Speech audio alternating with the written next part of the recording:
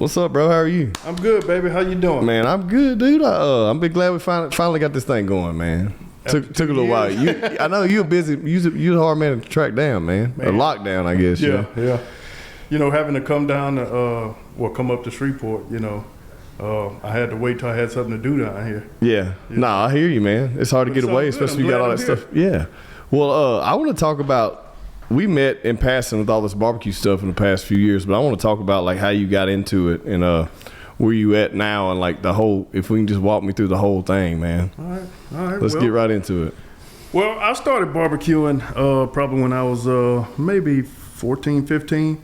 You know, just watching Dad at the house. You know, back in the day, you know, those older folks, they would get there and they would barbecue and have all the family members over playing music and dominoes and cards and really just having a good time, you know, listening to that old blues music and dancing and having a good time. And, you know, that kind of did something to me, man. I wanted, you know, when I got older, I wanted to experience that for myself. I wanted to throw that part of myself and see how people would react and stuff like that. So, you know, barbecue, I say for me, it brings a lot of people together, and I saw that back in the day. Long as you supplying the meat and the grill and all that stuff, you're gonna have a yard full of people. So you know, I don't mind doing that because I love to see people eat. I love to see people enjoy themselves, have a good time, and just, you know, just hang around or just, you know, just be there.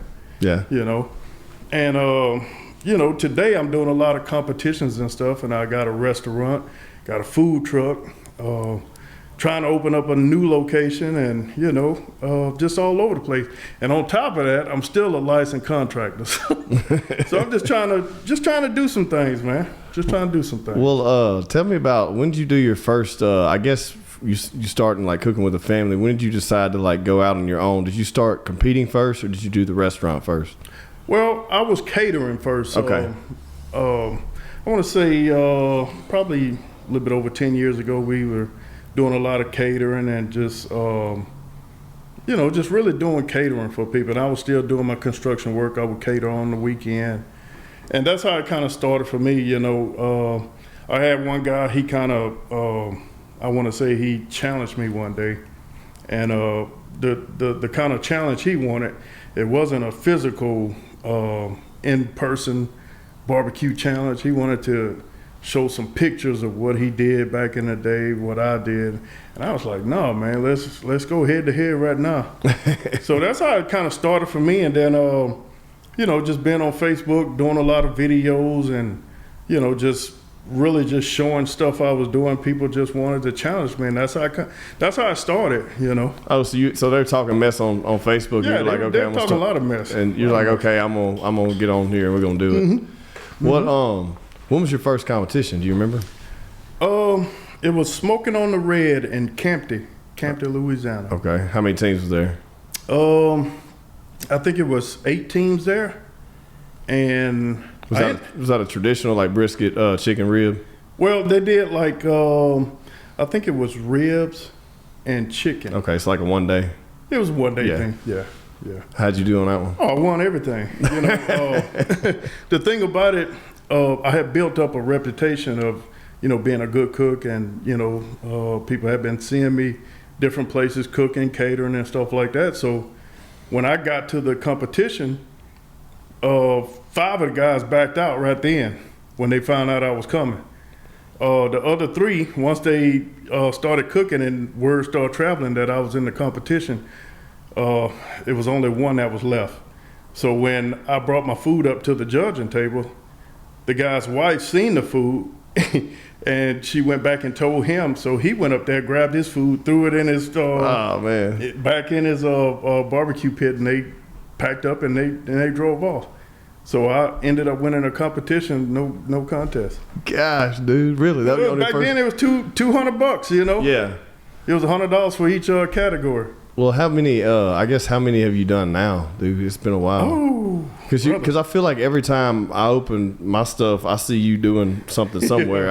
And it's like I've noticed that you don't like you don't care. You don't segregate. You do them all. I do them all. I love them all. Yeah. I want to beat you. You know. I'm being honest. I want to beat you in every category it is to be. You know, that I can beat somebody. Yeah. And that's why you see me at all those competitions. You know, when I was raised up, my mom and my dad, they showed me how to cook. I was in the kitchen with them. I was outside with them. You know, and they just, you know, my mom, she used to use me as like a taste tester, you know. So she actually helped me to learn my different seasonings and stuff like that. And as she would put stuff together, she would tell me what it would do, how it would react in different situations and stuff like that. And I love her to this day for, you know, taking that time and telling me that stuff. So now it's hard to beat me. It really is. You know, it's up to the person that tastes it. Yeah. But it's hard to beat me, you know. Well, you think you developed like a good universal palate, like layout? Because I feel like probably when you started that might have changed, you know, as you've done more competitions of what people may want versus what you like. You know, that's always a weird thing with the competition. Yeah. I had a guy named Nick. He told me when I first started competing, and I told him, I said, I got my own rubs. I got my own injections and this and that. And he was like, bro, cut that out. He said, go get you some rubs that are on the market and stuff like that. I said, nah, man, I think I can win with what I got, you know?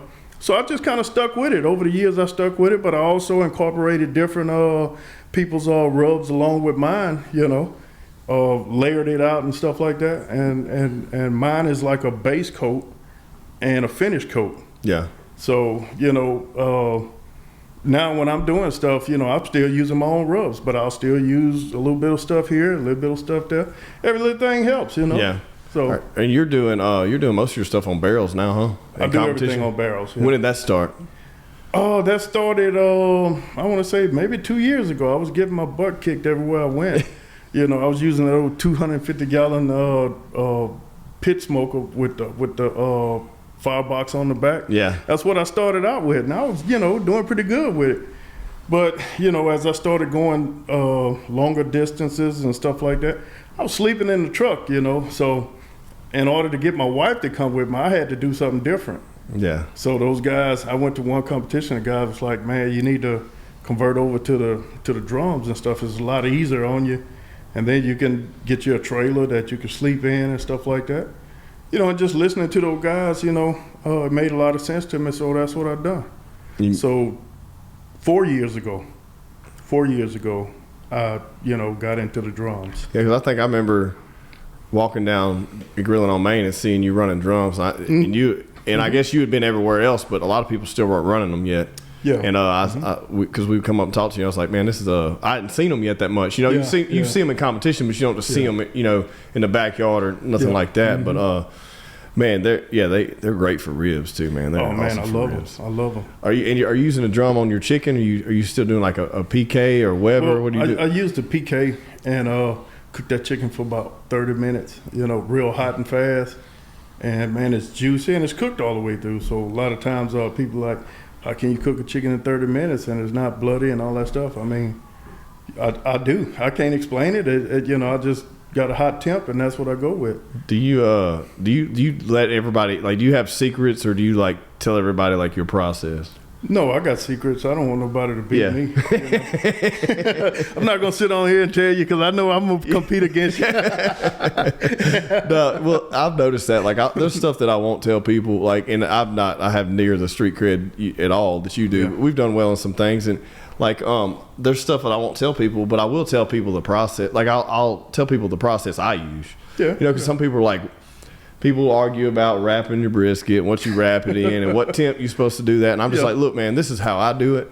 Yeah. You know, and this is what works for me. Yeah. You know, and some people, we got different expectations of what the food should look like at the end. And me telling you my process, you probably still won't do it. So that's kind of what I figured. It's like everyone has a different way of doing things. A different way. And I don't want to get in between that. If I'm somewhere and I see that I can help somebody by telling them to do something a little different, I'm going to do that. Yeah. Everywhere I go, I'm going to do that, you know. Raise the competition, raise the bar a little bit for competition. Because I don't want to be the only guy winning. Yeah. You know, and I'm not saying that I win everywhere I go, but, you know, We've been doing pretty good. Yeah. Well, what's the goal for that? Like, what are you shooting for, and like, what's your goal? Like, as you keep competing, like, what's the end all be all? Where do you think you're gonna hang the hat, or are you just gonna keep rolling? No, I'm gonna keep rolling, man. Because like I say, I wanna beat people up. You know, I'm like that guy that's walking around the schoolyard taking kids' money. You know, I want to take your money and smile in your face after I do it. You know? It's just all in good competition. It really is, man. It really is. I noticed that you've always been a great sport. If you felt, if you didn't win or you didn't do as good as you thought, you've never been the one raising hell. Oh Lord, no, I'm not gonna do that. Well, there's so much drama in barbecue, Well, it is. And I didn't really realize it, but I think that's in any competition. There's going to be drama because you lose sleep, you put all your heart, your soul, your time, you have these strategies, you have these plans, you travel. Like, if you don't win, you're probably going to be upset, but some people, man, they throw a fit, dude. It's Yeah, I'm like that movie Friday when they say, you're going to cry in the car. Yeah. One of them guys go cry in the car. But I'm not going to, I learned to lose graciously. I learned to win graciously. God has blessed me with a gift that, I can win or lose. Yeah. But he's blessed me to where I've had, some success with it. And I'm proud of it. I want other people to experience that. I know what God has for me. I just have to make sure I stay on that path and keep going and helping people as I go. Yeah. And that's what it is for me. I want everybody to experience that feeling they've been looking for in barbecue. I want them to experience that, Yeah, man. I think that's a good strategy. I think it shines through too. I noticed too, like, when did you open Sweetie's store location or restaurant? That was about 2 years ago. Because you seem to be not only, you seem to be an advocate in the community, which from a third party looking in, I think I like that, man. Because not only are you you have a business, in that area, but you care about the area. You know what I mean?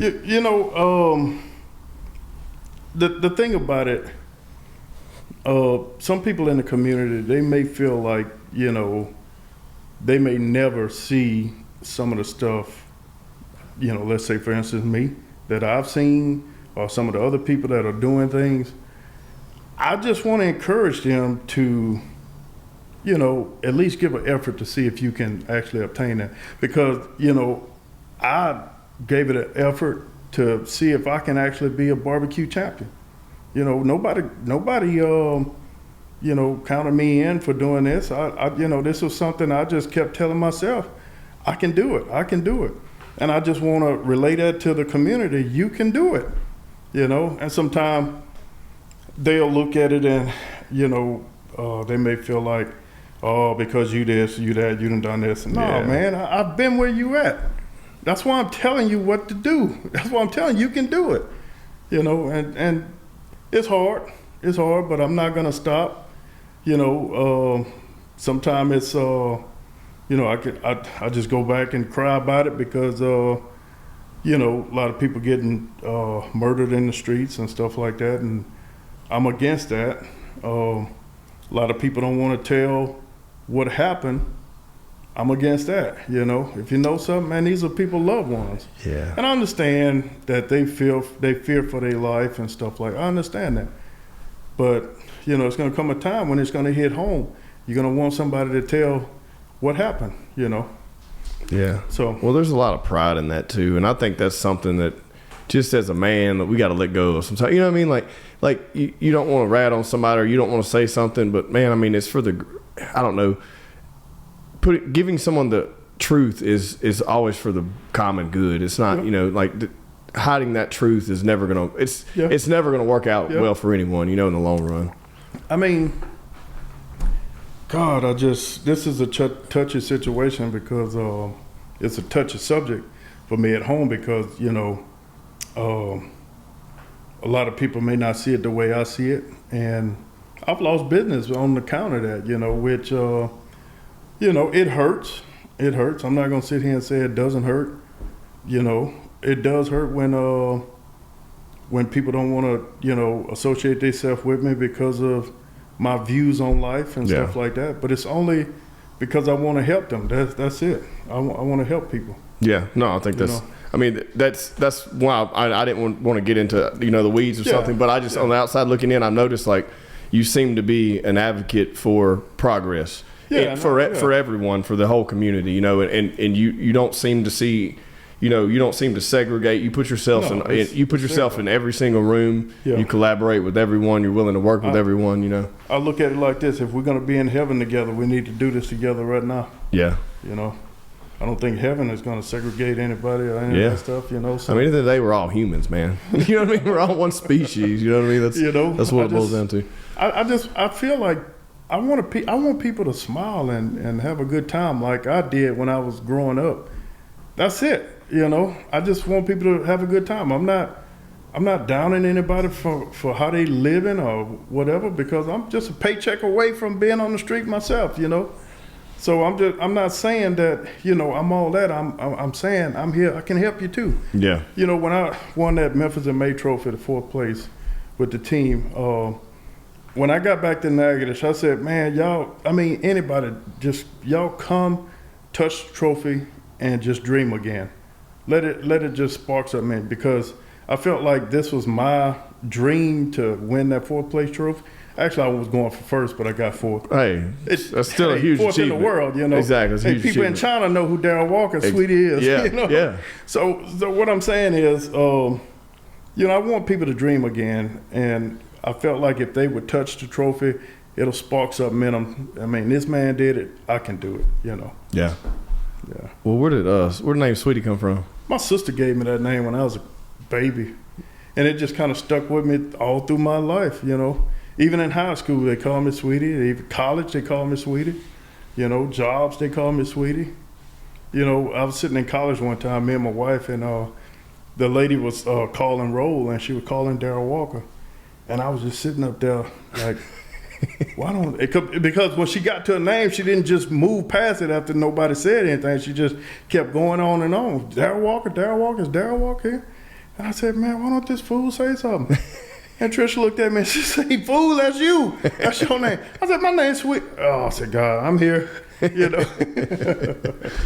Well, so what's the menu looking like these days? I've noticed, like, I've been seeing you're injecting like some home style stuff into the barbecue. Like, how did you come up with the menu, and how's that competition style barbecue transfer into because there's a difference, and I think people don't understand that. Like, you can put your all into one rack of ribs, but you have to find a good consistent scale for doing volume. Yeah, I think with my competition rub that's going to be hitting the market pretty soon, and this is what I use at the restaurant. And to be honest with you, I wouldn't really call it a competition rub, because it's an everyday rub. You can use it on all kind of stuff. And I think once I taught everybody there the technique for, how to apply the rubs, how to, cook it, what temps to pull it at, how many hours to let them, cook, rotate and all that stuff. I think once I got them straight on that, I mean, I don't have to be there for them to, give an excellent rib. To be honest with you, I can take one of those ribs that they cook at the restaurant and enter it into a competition, just like that. I just think the technique that being a guy that's competing all the time, I'm always looking at the texture of it, what it looks like. I'm always temping it. I'm just tedious with stuff, and I got them to where they are like that too. Got you. So they're gonna put out a good product whether I'm there or not. It's going to always taste the same because it's my rubs. Yeah. I make them every week. Nobody sees me make them. I make them and then put them out there. Got you. So, yeah. And you're running that on everything? I run it on everything. I have one for ribs, chicken, brisket, and chicken wings and stuff like that. Okay. And you're doing like some stuffed turkey legs? I'm seeing. Yeah, we do stuffed turkey legs. Yeah. And it's just a lot of the stuff that we stuff them with or stuff that I grew up eating, like cornbread dressing, the home-style mac and cheese, dirty rice, I mean, it just sweet potatoes. It just goes on and on. You know, just stuff I was raised up doing. Yeah. What about wood? Everybody, I'm gonna ask you all these questions people ask that people are gonna ask, like, what kind of wood do you like to use and why? Well, I like to use pecan because I love the smell of it. A lot of people are always like, man, pecan make the wood make it look too dark. I love it. Same. Don't add so much at one time. Yeah. Add just a stick or two at a time, you know, depending on what you're cooking on. You know, like I use the CTO double wides at the restaurant. So I'm gonna take 2 sticks and put it in. Not like 2 logs. I mean, they'll split probably 4 or 5 times, and I'm putting the 2 sticks in there. So after that burn down, after let's say an hour or 2, I'm gonna put another one in there. So the smoke is not real strong on it, and you're getting a good rib that's, you know, good and sweet, and you can smell the smoke on it, and you can taste not no real, I guess, strong smoke flavor on them. It's just a real, everything just complements itself. Yeah. Yeah. And you running pecan on brisket too? Everything. Same, dude. I found it for me is a good neutral level, I think, and it's complimentary to where we're from. You know what I mean? It's our local y'all wood. full of pecan trees. I'm gonna use it. Yeah. I think. What about brisket? Like, what's your thoughts on the arguments about fat side up, fat side down, Man, trim your brisket? What's all your thoughts on all that? Every brisket that I cook, it's fat. It's meat side up. All right. Even in competition, meat side up. All right. What's your reasoning for that? To be honest with you, I don't see the fat going through the meat. Right.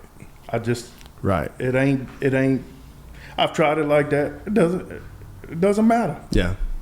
And then plus, I don't want to mess up that front side, that meat side, because that's your presentation side. So if you're talking about, okay, I got you. So yeah, you're not rubbing that on the grate or nothing. It's all gonna be right there with the smoke kissing it the whole time. That's right. That's right. Because the thing about it, when you are not there to pull that meat off the grill grate or whatever, people just grab it and pull. Yeah. You're leaving all your seasoning and stuff on the grills. Yeah. You know, not gonna do that. Yeah. I'd rather you leave fat on there. You know. Yeah. But if you pull that brisket out, you leave the fat on there, and that top side is still looking good. That makes sense. That's presentation side. That makes a good sense. Yeah. What about your trim? Do you trim all your briskets or just the one for competition? I don't trim any of them. Me either. I don't either. I don't trim any of them while they're cooking. Yeah. When they finish cooking, I'll take them off. Then I'll trim it from there. Yeah. You know, a lot of people like the fat. Now I'll trim a little bit of the fat off when I get ready to slice it and stuff like that. But people love that fat. They want that fat.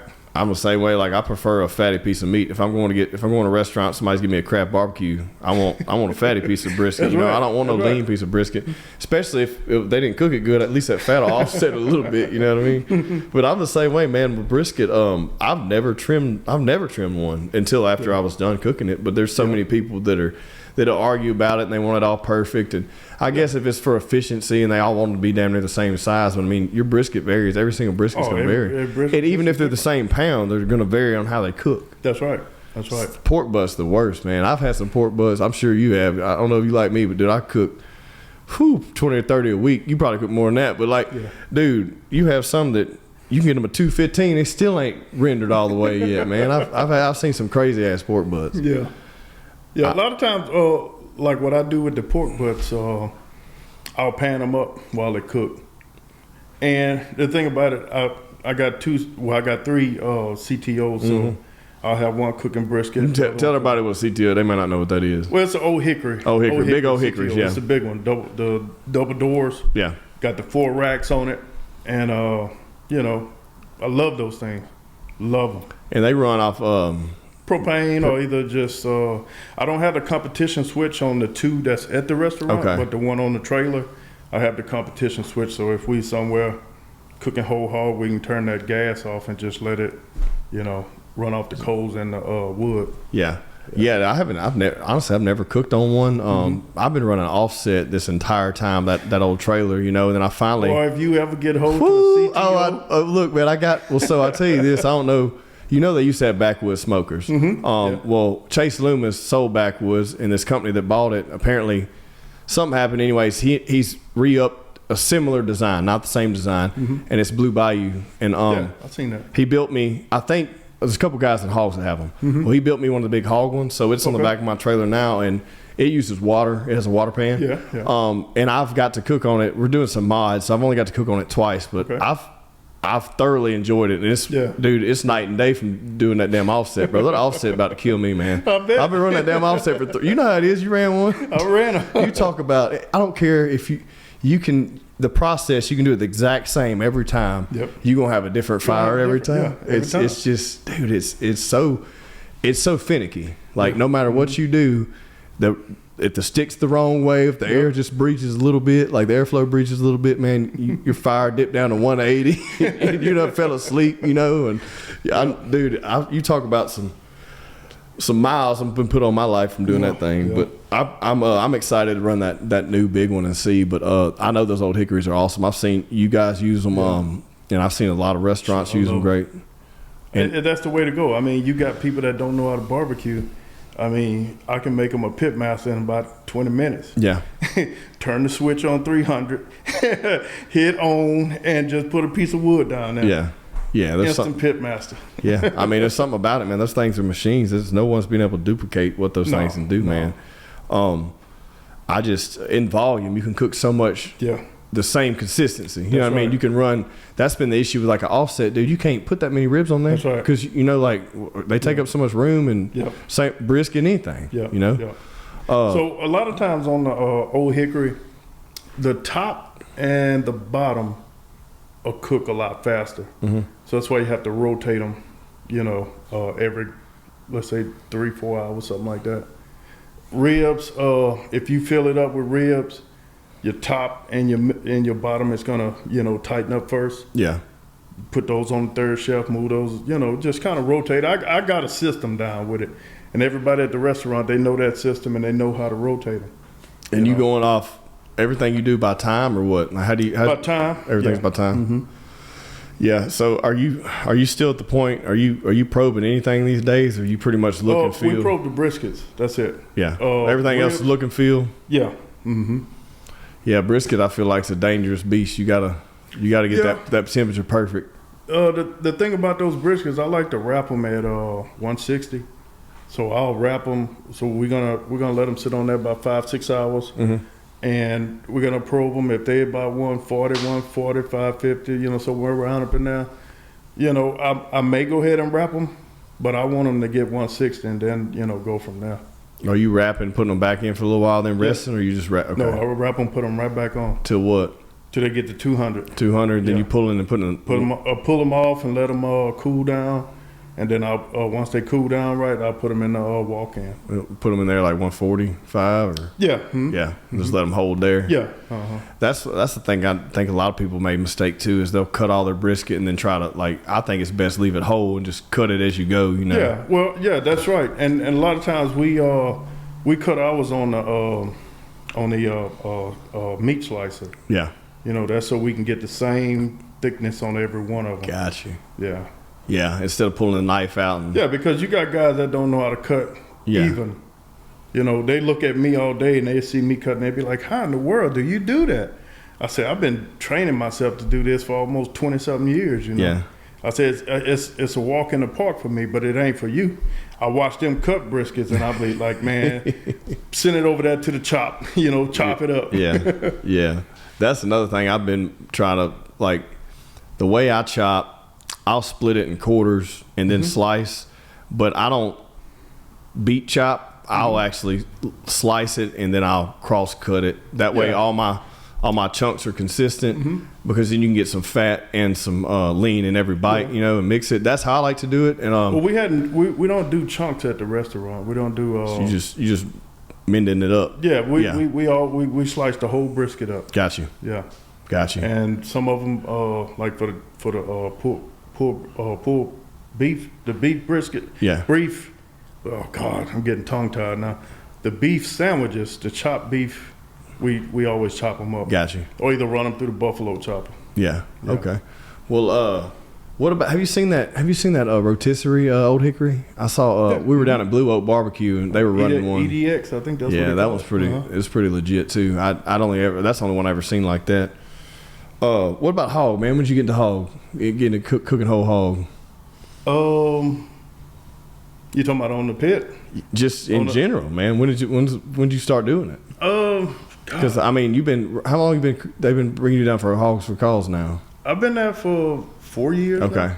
Been in the top 10 every for the last 4 years. Yeah, we got our ass kicked this last year. Man, we almost grand champion that thing. Yeah, you did great. Y'all did great, dude. Y'all had a great year. Yeah. Dude, we had a bad pig. I say a bad pig. I had an unfamiliar pig that I never cooked before that I should have practiced with. We get all ours from Tank Jackson. He got a pig farm somewhere in New Orleans. What breed are you running? To be honest with you, I don't even know. You just know how to cook it. I just know how to cook it. Yeah, I mean, we had red wattle, man, but I just had never cooked one. It was beautiful, but the meat just wasn't that appealing, and my fat didn't render how I wanted it to. You know, and I did everything how we always do it. You know, and I've cooked I cooked 20 a year. You know, what kind of temp you was running at?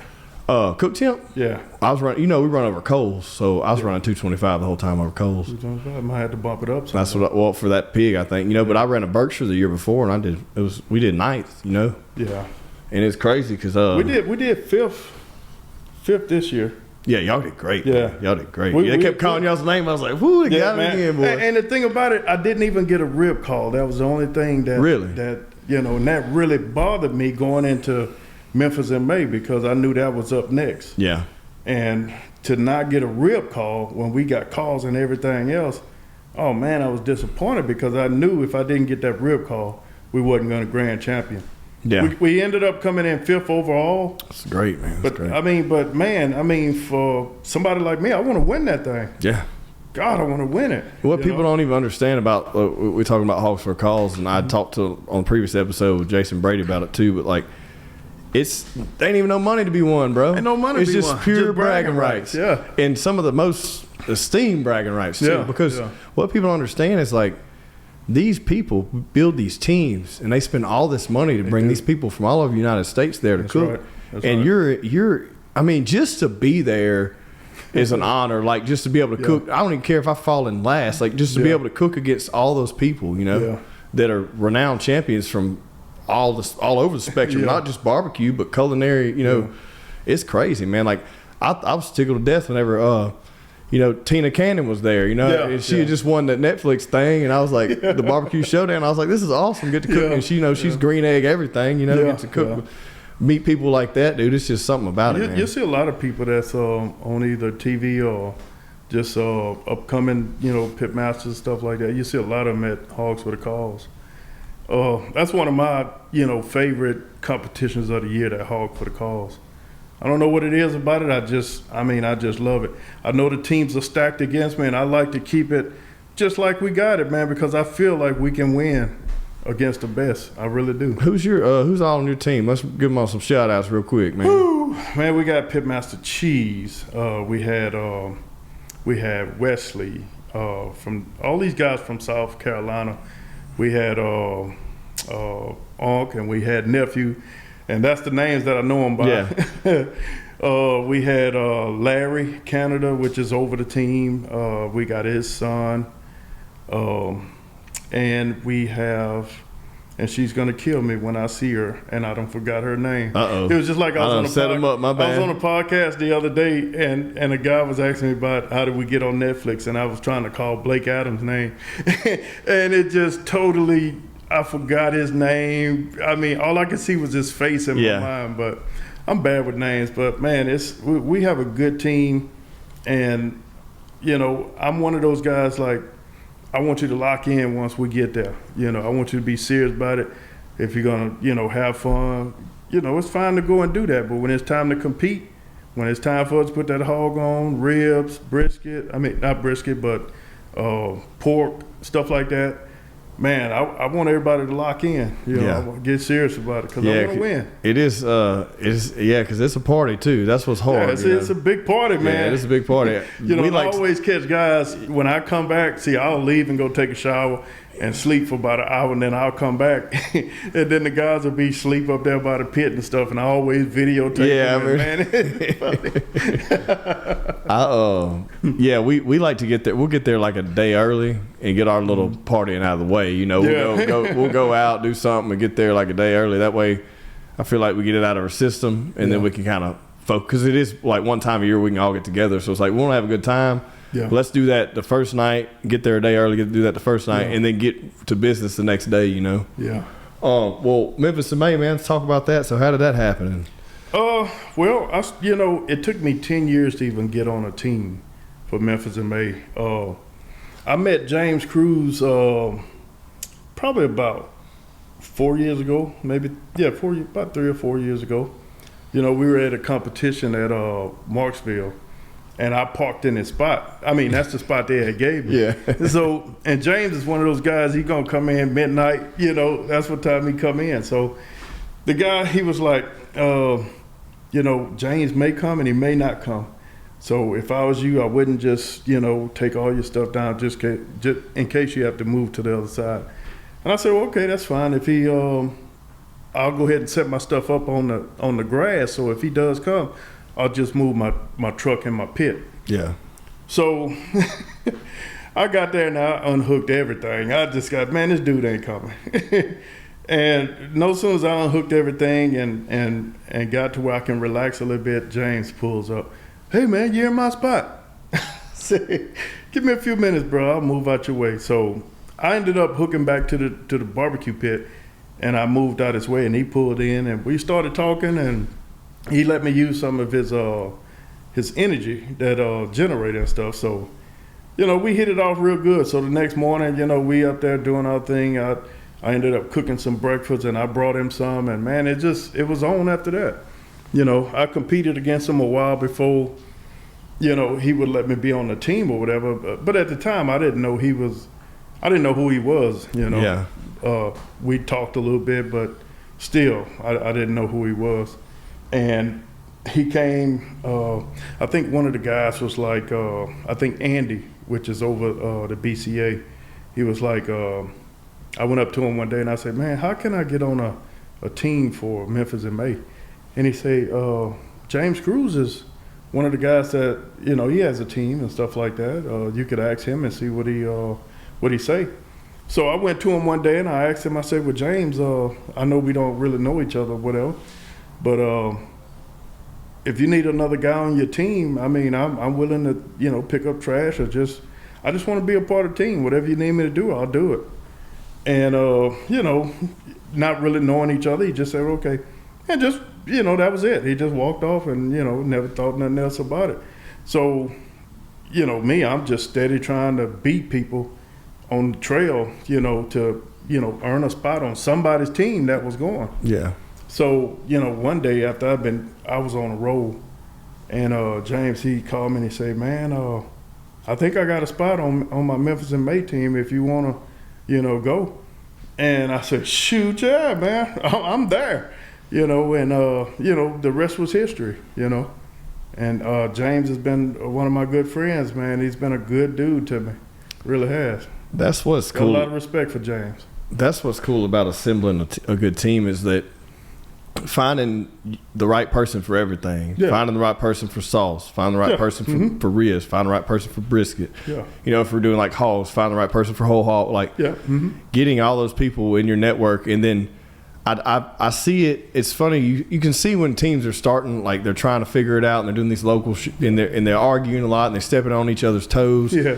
But I think when you find people that they're in their lane. Yeah. Like Sweetie on my team, I know he's got ribs. I don't even have to worry about ribs. I just need to focus on hog, or whatever. Like finding those people where you can just put them into place, and each person focuses on 100% just that one thing. Yeah. Man, I think that's always been the best outcome. We, putting ours together, we were that way at first, and kind of like figuring out, okay, well, this is what you need to worry about, and I know that. Out of all of us, you got that the best, so I don't even need to put my 2 cents in it. I need to focus all of my energy just on what I know I can do, And see, and I always go back to my upbringings. My mom showed me how to cook different things. I mean, just everything. I mean, the basics of what she taught me back then, her and my dad, with the barbecue grill and stuff like that. I mean, it's nowhere you can miss me on if you put me on a team. Yeah. I'm not a chief. I'm the Indian that wants to help everybody, but I can be the chief when it's my time to be the chief. Yeah. But people bring me on to help, and that's what I do. I don't overstep anybody.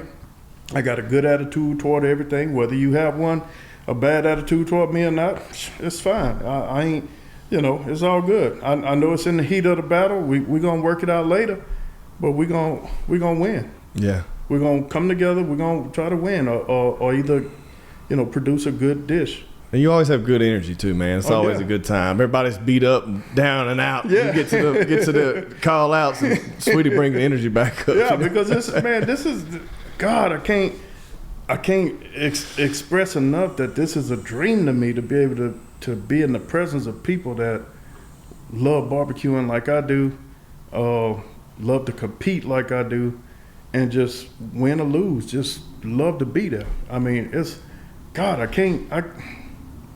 God has blessed me with that, and I thank God for that, Yeah, man, there's something about it. You have to love it to do it like you do it. You have to love it.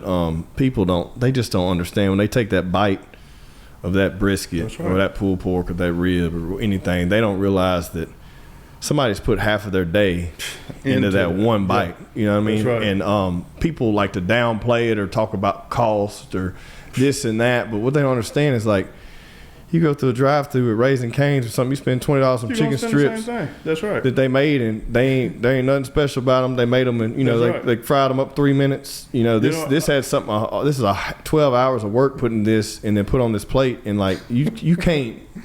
People don't get it, man. I get a lot of people that come there when you give them a price or something, that be like, "Ooh, that's high, man. You high."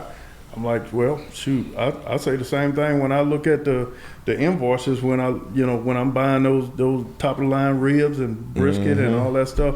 I'm thinking the same thing. It's high too, but I care what you eat from me. Yeah. I can't stress that enough. I care what you eat from me.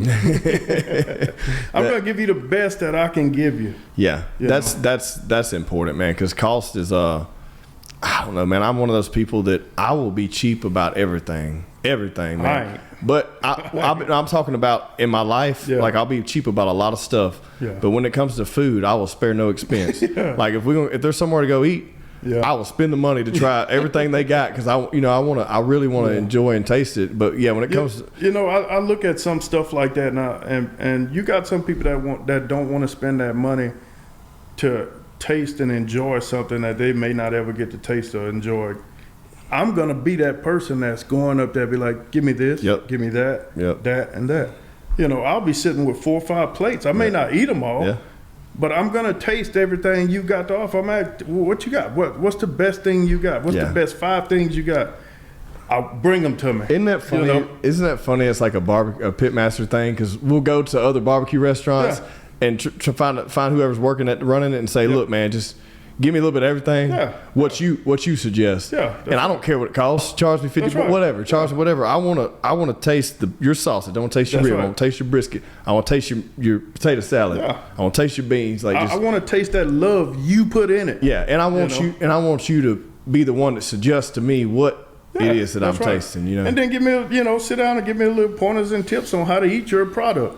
When people come to me, I'll be like, you want to eat this along with that. That's going to give you a perfect compliment. And then after that, you're going to sleep. You're going to have a good time eating it. You're going to think about grandma and everybody else. But, once you finish, you're going to be like, man, I'm going to sleep. You got that good bread pudding, too, to finish I got that good bread pudding. Man, everything on our menu is good. Yeah. Bro. I'm telling you, it's all made with love, and it's all made with happy people. Yeah. There's something to mean something about that, man. Every single ingredient, proofing and what's in your food. You know what I mean? You know what's in your food, proofing it all, and then the people that are making it. One of the things about the people at the restaurant, I always tell them to taste the food before they, say they done with it or whatever. Because if I come in there and taste it and it doesn't have enough salt in it, doesn't have enough seasoning in it, I'm gonna raise a little, in there, because I want everybody that comes to eat our food to have the experience that we have when we're making it. That it tastes good to us, we know it's gonna taste good to them. And if a person doesn't want to take the time to make sure the product is right when it's going out, I got a problem with you. Yeah. I got a problem with that. Well, that's your name on every single piece. My name is on everything. Yeah. They don't look at them. They look at Sweetie. Yeah, exactly. When they come to complain about something, they complaining to Sweetie. They're not complaining to nobody else but Sweetie. You know. What's next on the journey, man? What you looking at? What you got brewing? What you thinking about? I want to be a 5-time world champion. You know, I'm just being honest with you. I want to be a 5-time world champion. And I know it may take me a little while to get there, and it may not. I could do it all next year. Yeah. Depending on what competitions I go to. I want to be a 5-time world champion. That's it. And we're just talking about barbecue. And we're just talking about barbecue. Just barbecue, yeah. Yeah. I mean, that's... I want to go up against the best that's out there. I don't want to duck anybody. I'm not afraid to cook against anybody. I'm not afraid to go anywhere and cook.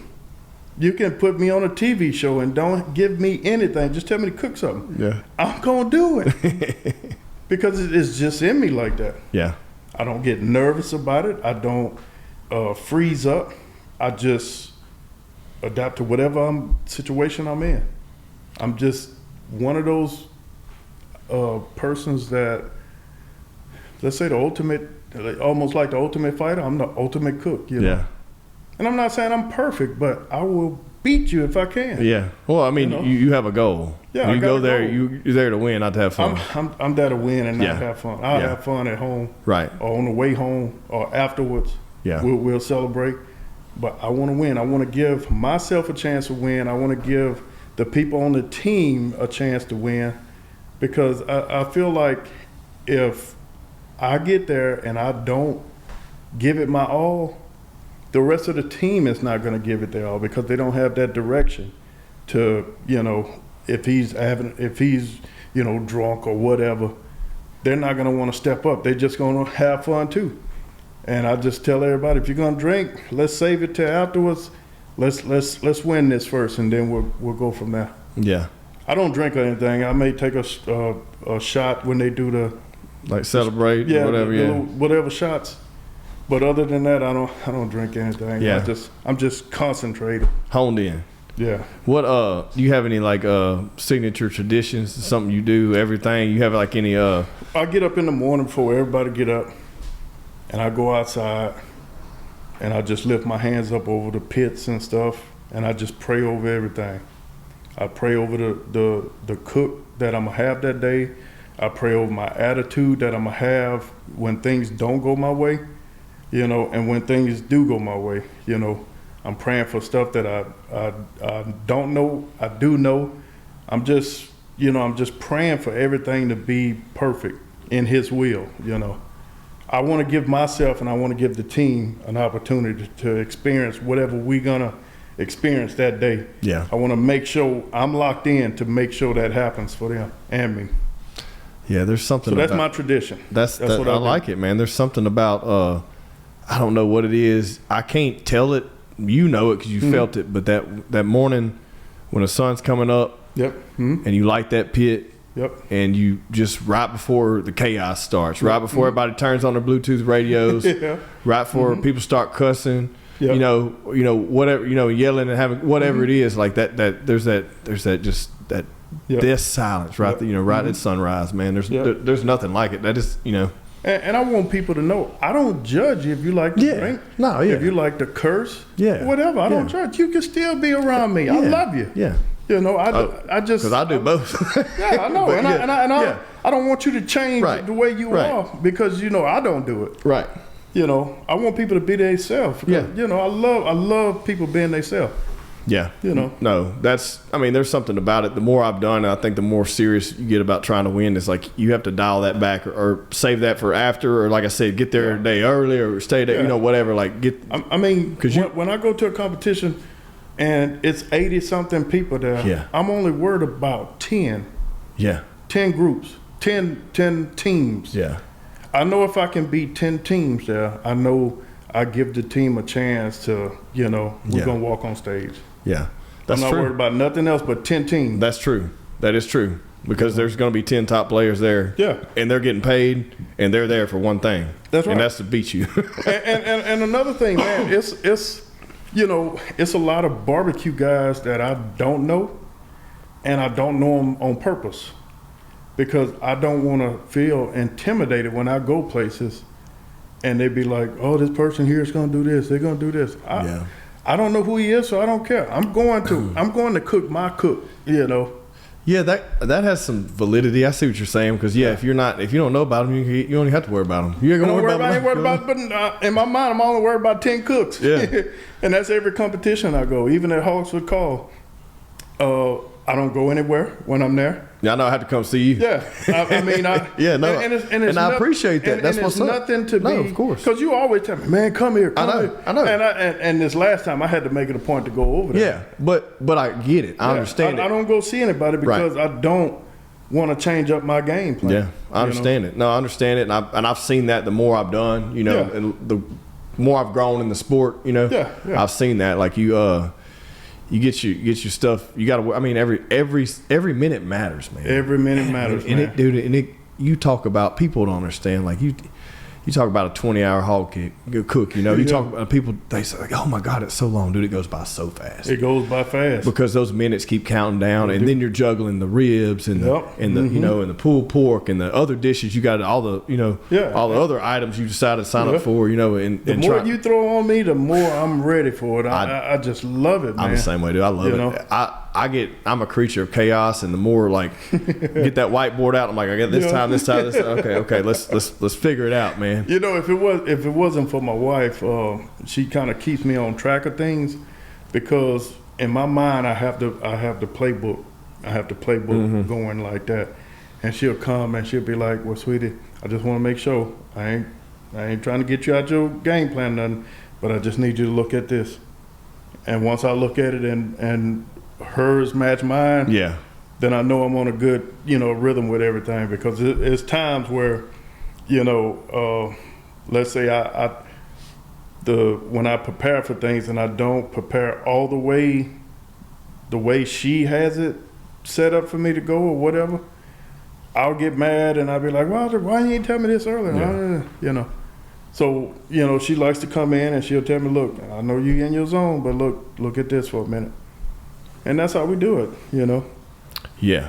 You got to communicate, bro. Especially when you get in a high stress zone, too. Man, it's times where, when we in the heat of the moment, man, I need her to do something and she ain't done it yet or something like that.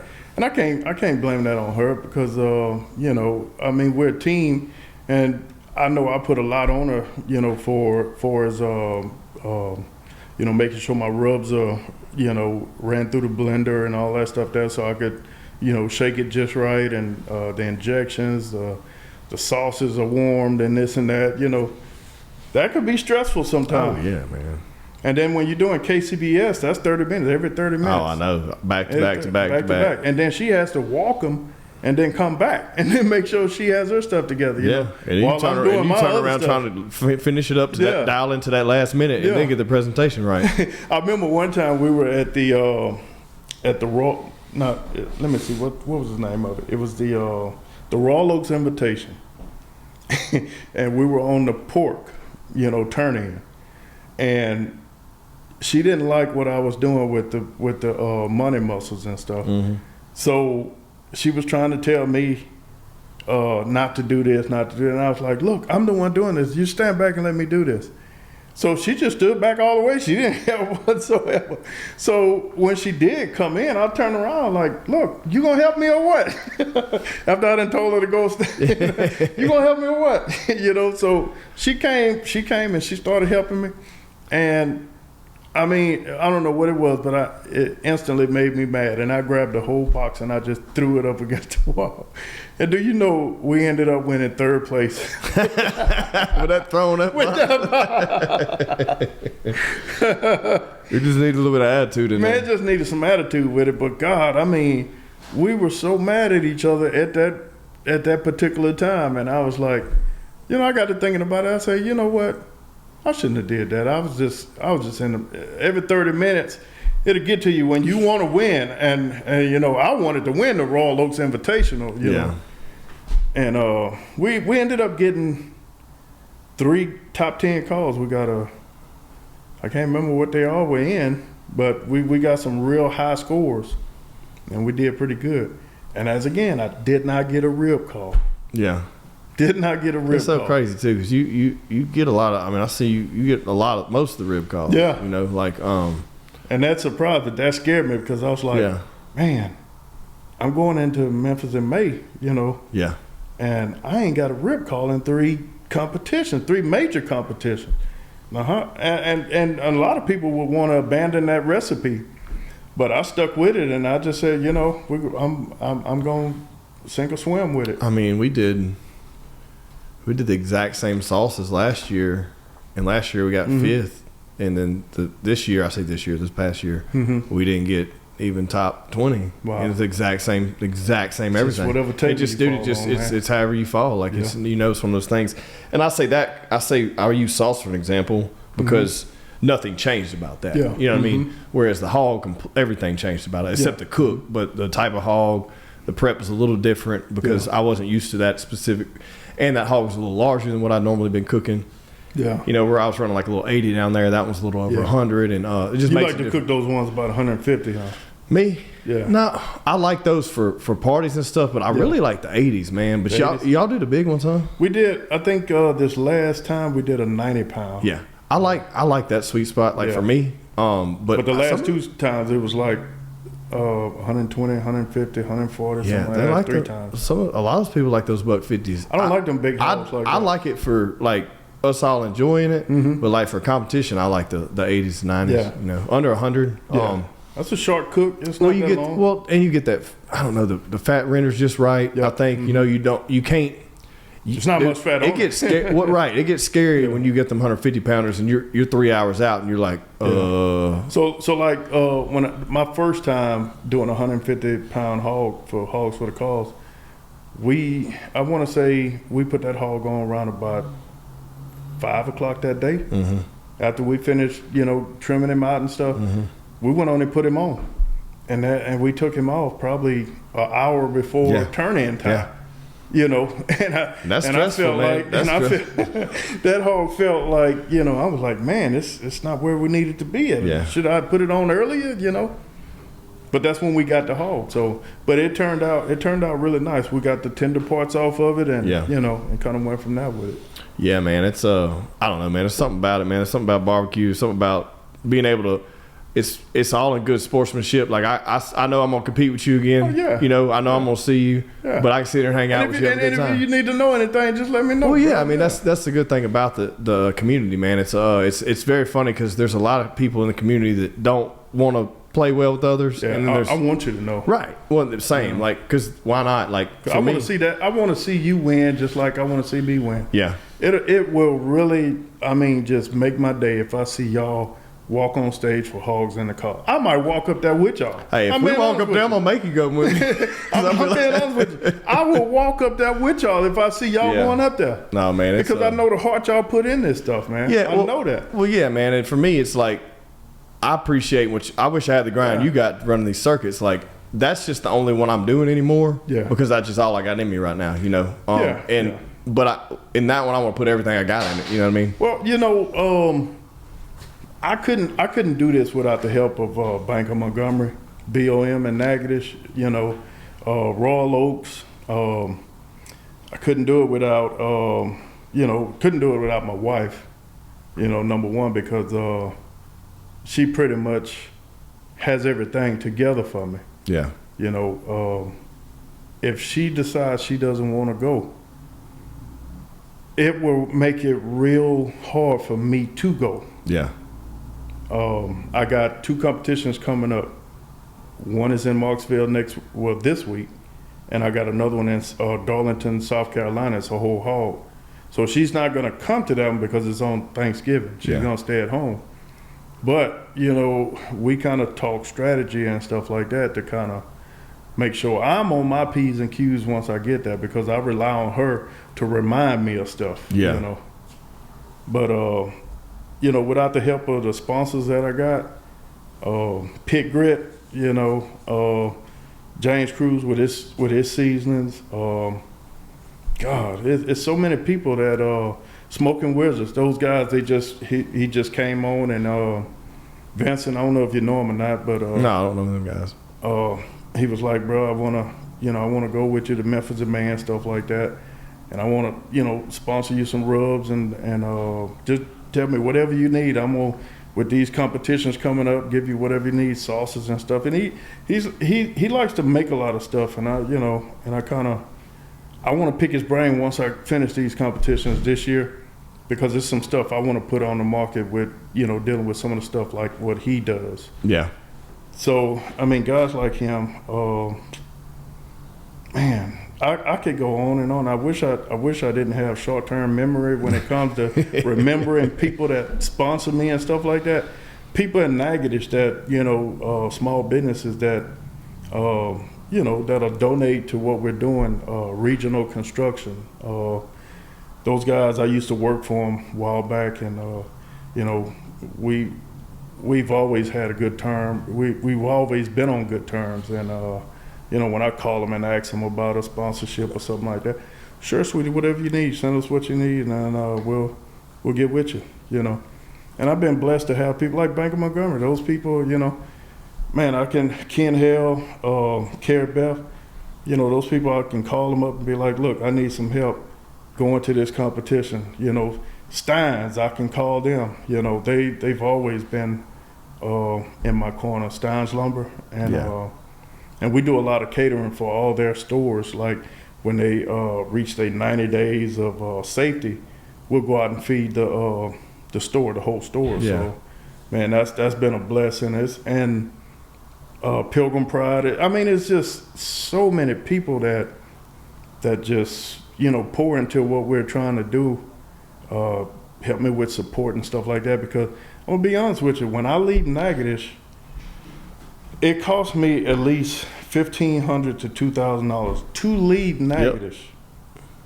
And if I'm doing 45 competitions a year, just add it up. Some of them are more than that. Yeah. Or more, I mean, like up in the dollars. Yeah. What I spent on Memphis in May, that was high. Yeah. But that was my own team. Supplied everything for the team, tents and food and places for them to stay. I wanted the people to be locked in once we got there, because if you're spending that type of money out and you're not producing any wins or anything like that, a lot of people ain't gonna want to keep spending giving you money for. Oh, it's just like a hobby. It don't look like you actually. Yeah, I see what you're saying. Yeah. If you spend all that money, you ain't winning nothing. It looks like a hobby. Nothing. Yeah. So it's important for me to give it my all to win, because I don't want to waste anybody's money. I don't like wasting food, and I don't like wasting money. So if I go somewhere, we locked in. Everybody that's with me, we're going to be locked in. Yeah. I want to win. I feel like we have what it takes to win. I just want to make sure we do that, Yeah. Well, so I like to thank all my sponsors. Thank y'all. I cannot do it without y'all. I cannot, because it's times are tough. And this is my dream that they're pouring into. Yeah. Over the years, I've poured into so many kids' dreams, and trying to get them to that next level of let's say they need to go to Washington or something like that. Man, I've did fundraisers to help them and their families get to that situation and don't take any money from it. So in return, I know God is going to do me the same way, and He placed people in my life like BOM, Steins, William Mann with Pit Grit. That dude's been so awesome to me. It's been unreal. So, I mean, you got people like that, and then people love me. Yeah. And you got people that know a lot of stuff, that love me, and that we can win together. I can't ask for anything better than that. Takes an army. It takes an army. And you got one. Yeah. And you got a good one. And the thing, I'm serious when I say I would love to see y'all win at Hogs for the Cause. Get on that stage. Oh man, I appreciate it. I'm telling you, bro. I'm going up there with y'all. Oh, I'm down. Let's do it. Let's do it. Me and Papa Duke, we gonna be up there, baby. Oh, man, Duke fall out, boy. He'd have a heart attack. He get to go up on that stage, man. He loves it, man. That's all he talk about. As soon as we left, he's like, I can't wait till next year. Most fun he ever had in his life. He can't wait to go back. Yeah, and it was awesome. What's awesome about that too is he's just learning with me. Yeah. You know, we get to learn that together. Like I've been doing it a little while, but he gets to come in and learn with me, and that's cool. It's a little backwards from stuff he taught me growing up. Now I can teach him something. You know, that's it's pretty cool.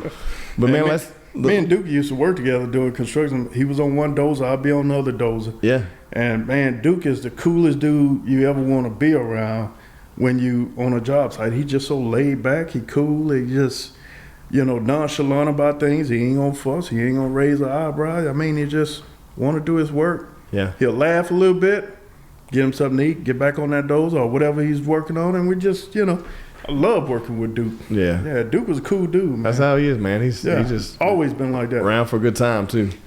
Yeah. Well, let's wrap this thing up, bro. I appreciate your time, man. Thank you, man. I appreciate it. Sorry man. It took so long, man. No, dude. Hey, I'm just glad you finally got here. It worked out great. Yeah. It just worked out great, and I'm excited too because we got a couple more barbecue people coming on leading through the end of the year. So I think right around holidays too, talking about all this food and barbecue, it's gonna be a good little show out and good little little platform to get out there and let everybody know what you guys. So shout out to Sweetie's Barbecue, man. Yeah, Sweetie's Barbecue, baby. I wish you all the luck, man, on this circuit, man, and I hope you have a great 2025. Appreciate it, bro. Yes, sir. All right.